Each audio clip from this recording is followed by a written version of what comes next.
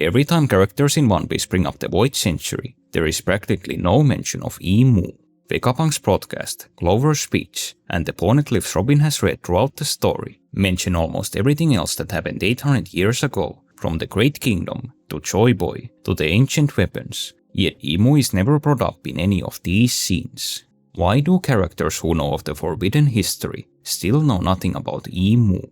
Except that there is someone who learned of the part Imu played in past events, but he may also answer why no one else has been able to do this. Rox D. Sebek, despite having never gone to Laugh Tale, has been revealed to have possessed intimate knowledge about Imu that no one else has. Rox at the start of his pirating career was already aware that Imu would be found in Pangaea Castle, yet this was only the start. Sebek seemingly knew Imu's true nature, the truth about his powers, and even how to possibly counter them. Yet because of this knowledge, unlike everyone else, Rox was completely unimpressed with Imu. When the two encountered on God Valley, Rox called Imu the king of the Pilged Rats, but he also showed that he is fully aware of how terrified Imu is of his ancient enemies. Where most characters see Imu as someone greater than life, Sebek saw a fraud and was fully confident that Imu was just a foe who could be beaten like any other. But how did Rox come to know all of this? Where did he get all of his information when the Roger Pirates, O'Hara scholars, and everyone else who studied the Void Century came up short? Maybe the answer was because the Void Century was always the wrong place to look. Since his introduction, a lot of fans have come to assume that Imu is the puppet master who over 800 years ago defeated Joy Boy, brought down the Great Kingdom, and created the world government. Yet when looking at Imu's confirmed activity in this era, none of this has ever been said in the manga. There are in truth only two things that have been revealed about Imu's activity during the Void Century. The first is the fact that one of the 20 original kings was called Nerona Imu. The second is that Imu was in the past affiliated with Joy Boy, which he himself revealed with his own flashback scenes. Nothing else in the story has ever confirmed Imu's connection to the Void Century's events, with the era simply being described as a period of war between Joy Boy's Great Kingdom and the alliance of 20 kings. But what if Imu was never the true leader of this alliance?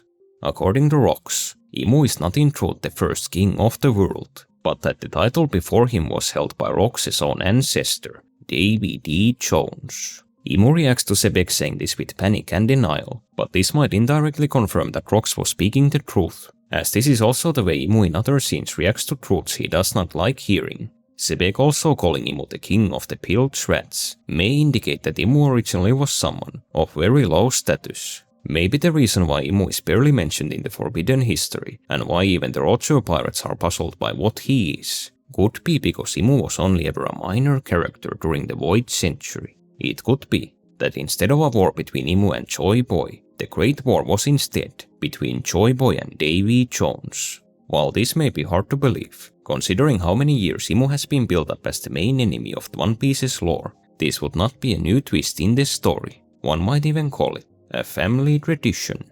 In the pre-time skip, when the Straw Hats first sailed to the island of Jaya, the story focused all of its attention on one man.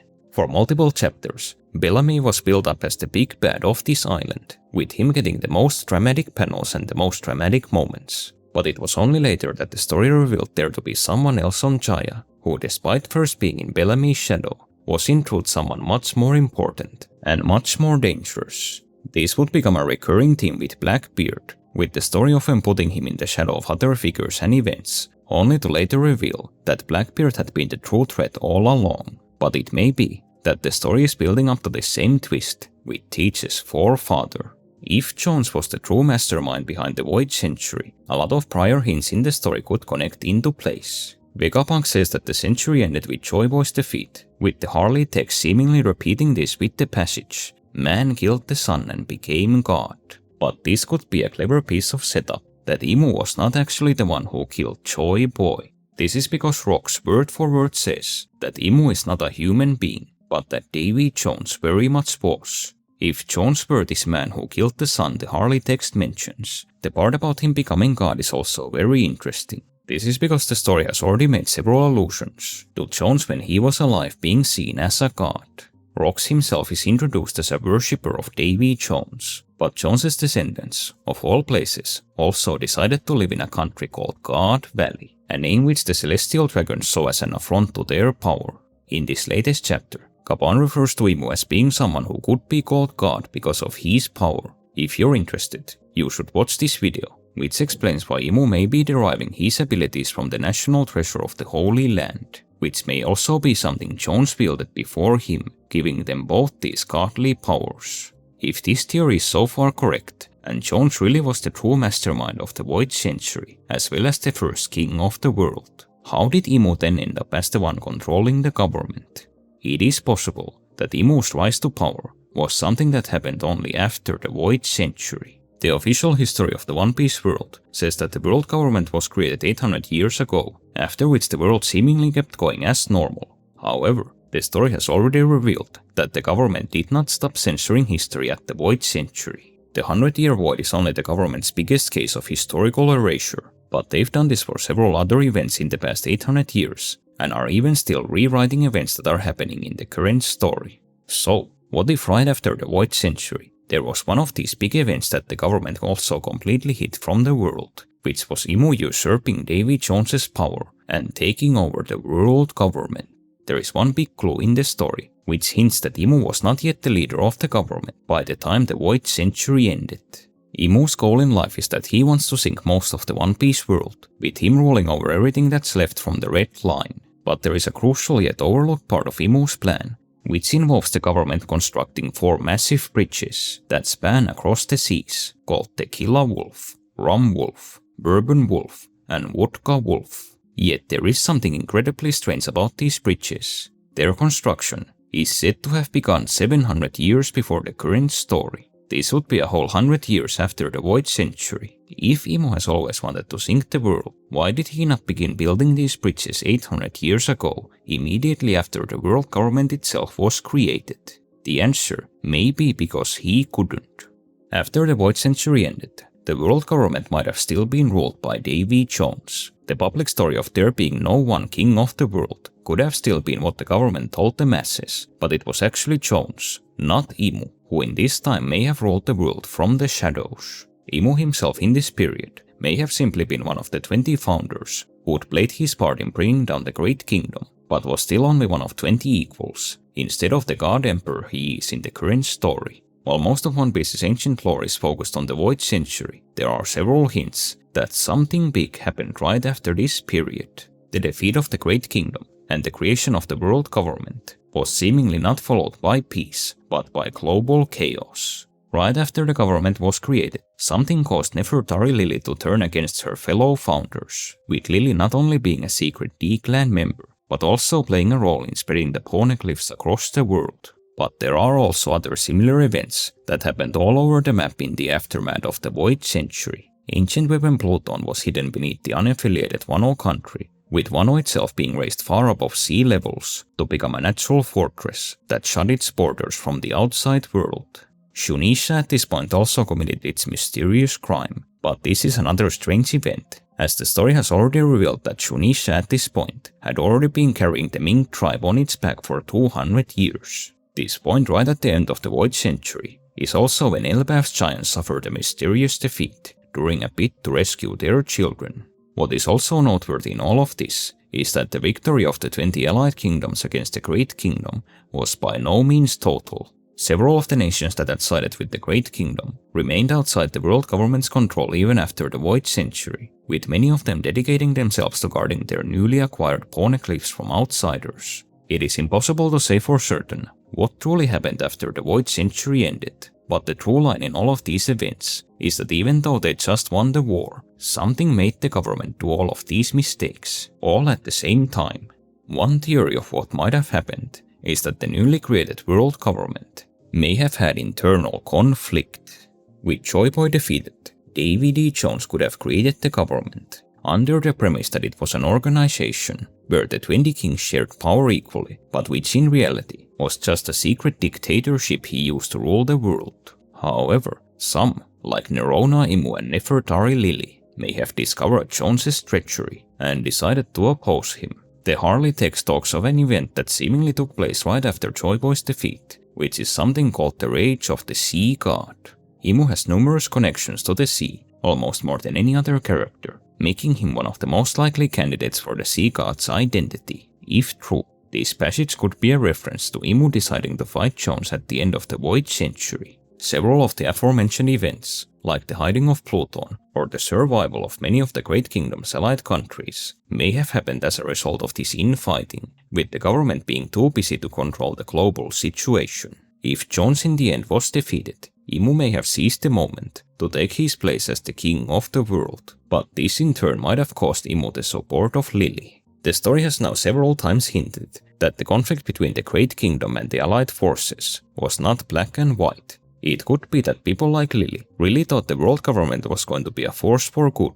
So when the government was hijacked by Davy Jones, Lily may have allied with Imu to fight him. When Imu also turned out to be another tyrant, Lily could have in her last-ditch attempt sided with the former supporters of the Great Kingdom, helping them in spreading word of what had really happened in the Void Century with the Poneglyphs. The big story of this theory is that Imu's rise to power might have only happened after the Void Century, when the world government was already created, explaining why characters who learned of what happened 800 years ago still know so little about Imu. The reason why Rox is the character with most knowledge about him may simply be because the Davy clan have been passing down the story of Jones's throne being stolen from him from generation to generation. But this is just one idea. It is not the only possibility of what could have happened between Imu and Jones. But there are also still a lot of unknowns about Imu's past that this theory leaves unanswered. How did Imu go from being a companion of a pirate like Joy Boy to becoming one of the 20 kings? And if Imu is not a human being, what actually is he? If you want possible answers to these questions, you should watch this video about the true nature of Imu's race. But there are still several other things this video has to break down about this latest chapter.